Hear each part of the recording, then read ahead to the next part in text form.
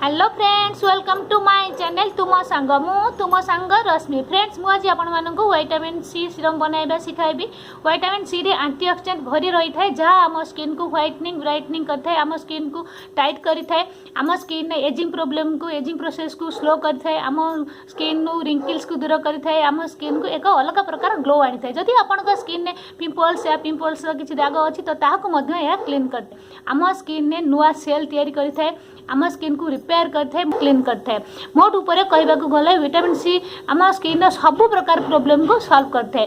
मुझे आपण मानू जो विटामिन सी बनाइबा सिखाइबी। आपन जदि विटामिन सी रो सीरम किनिबा को मार्केट जाउछंती तो आपन को 1000 2000 5000 टंका पर्यंत मध्य मिलिबो, किंतु मु आज आपण मानू घरे विटामिन सी बनाइबा सिखाइबी जहाको आपण माने मागणा रे तैयारी करि परिबे। तो फ्रेंड्स, आउ डेरी करबानी, वीडियो शुरू करबा, लेट्स गो। यही सीरम को बनवाई आमको फास्ट किसी ऑरेंज रो चोपा को करके बाहर करने को पड़ो। आपन को ऑरेंज सबुआड़े मिल जाए, आराम से मार्केट में मिल जाए। यह बहुत बेसी टंका नुहे, 40-50 टंका देले आपन को केजी ऑरेंज मिल जाए। आप चाहिए तो किनो यूज करेंगे। यहीपरि भाव यार कोरी आम यार चोपा को यूज करवा। यहीपरि भाव भल भाव करने यार ऊपर चोपा को आपड़ करेंगे। बस यहीपरि भाव करने मुझे 4टी ऑरेंज रो चोपा को कर अधिक चाहिए अधिक चोपा यूज करेंगे। जिते क्वांटिटी बनइबे से अनुसार आप ऑरेंज रो चोपा को यूज करेंगे। एबे यही चोपा को आम 1 कप पानी रे भल भाव फुटाइबा। आप जब अधिक क्वांटिटी बनाई तो आप अधिक पानी देवे। यहाँ आम ए पानी ढाली यहाँ 15 ରୁ 20 मिनिट फुटाइबा। आम ए किसी पानी ढाली नेबा। यहाँ को आम ए गैस रे फुटाइबा। एबे आम गैस ऑन करी यहाँ को फुटवा को 15-20 मिनिट छाड़िबा। ये भाव देखंतु यह फुटवा आरंभ करी। तो आम ए आम गैस को सिम करनेबा एवं यहाँ को ढांकी 15 ରୁ 20 मिनिट फुटवा को छाड़ीदेवा। देखा जपरी आमर पानी क्वांटिटी पूरा कमी जाए आउ चामचे 2 चामच मात्र रहिबो। तो यहाँ को सिम करनेबा एवं यहाँ को ढांकी 15 ରୁ 20 मिनिट छाड़ीदेवा। एबे 15 मिनिट हो जाइए। मुझे यार ढांकणा काढ़ी चेक करनेबी आमर पानी मरीगला कि नहीं। देखंतु एबे आमर पानी पूरा मरी आउ 2-3 चामच अच्छी। एबे यहाँ को आम अलग एक जगार छाणी नेबा। अलग एक जगार आम या छाणी नेबा। बस छाणी नेबे या भल भाव सबू पानी के आप चामच रे दबाई दबाई छाणी नेबे। भाव छाणी नेबा।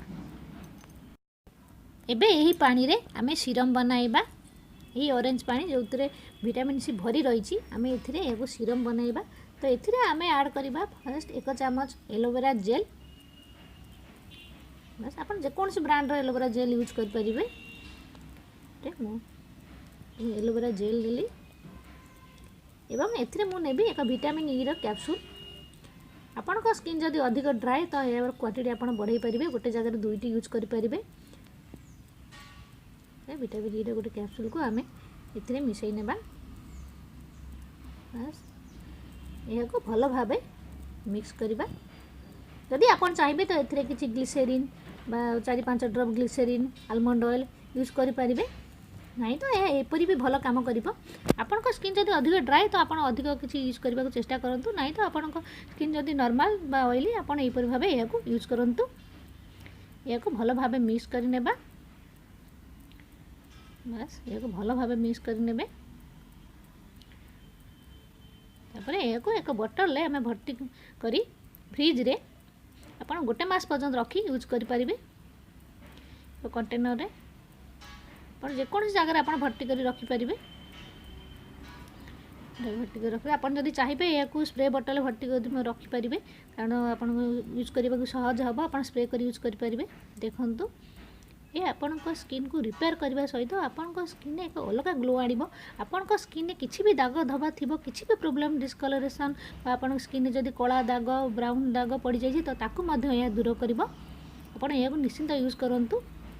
यहाँ सब स्किन टाइप लोक मैंने यूज करेंगे पुओ झील आंटी अंकल समस्ते यूज करेंगे सांग मैंने प्लीज यहाँ तैयारी करूँ आउ यूज करूँ आप बाहर विटामिन सी जब किणुंट तो एत टाँग दे आपको आउ बाहर विटामिन सी किणवा को पड़ोनी तो आप यहाँ यूज करूँ आप मॉइस्चराइजर यूज कर तो ये विटामिन सी रे सीरम आप आगे फास्ट आपन फेस यूज करनी तापर आप मॉइस्चराइजर यूज करूँ या आप लगातार यूज करूँ देखिए आपंकर सब स्किन प्रोब्लेम दूर हो आई होप आज वीडियो आपण मानक निहाती पसंद आसो जदि पसंद आए तो लाइक करने सब्सक्राइब एंड शेयर तो निहाती करने तो पुणी देखा नेक्स्ट वीडियो तब तक के लिए बाय बाय।